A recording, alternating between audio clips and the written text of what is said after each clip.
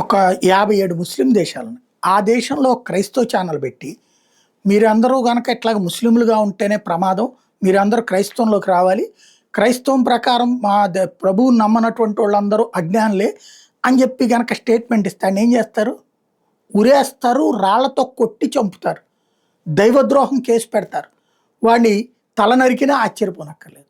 వాళ్ళ మతానికి సంబంధించి అంత ప్రయారిటీ ఉంది.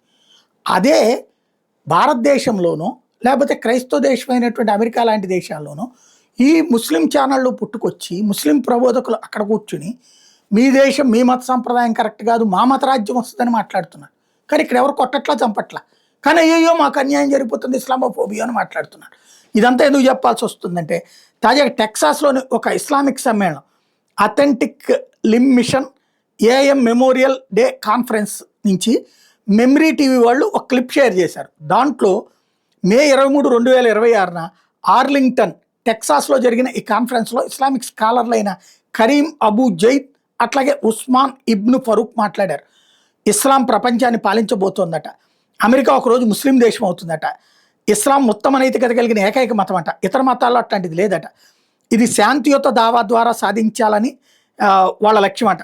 ఉస్మాన్ ఇబ్ను ఫరూక్ అనే అతను సాండియాగోలో దావా చేసే ఇమాం, అంటే స్ట్రీట్ ప్రీచింగ్ చేసేటటువంటి ఇమాం. ఆయన తులనాత్మక మతాల చర్చలకు సంబంధించి మాట్లాడుతూ ఉంటాడు. కరీం అబూ జైద్ అనేటటువంటి అతను కొలరాడో టెక్సాస్లో ఇస్లామిక్ విద్యా కార్యక్రమాలు నడుపుతున్నాడు. డల్లాస్ ప్రాంతంలో ఒక పాత చర్చిని ఇస్లామిక్ కాంప్లెక్స్ అంటే మసీదు, స్కూలు, దావా సెంటర్గా మార్చే పనులు చేస్తున్నారు. టెక్సాస్లో ముస్లిం జనాభా 4,20,000 కంటే ఎక్కువ ఉంది. వాళ్ళు తమ కోరిక మాత్రమే అని బలవంతం కాదని చెప్తున్నారు.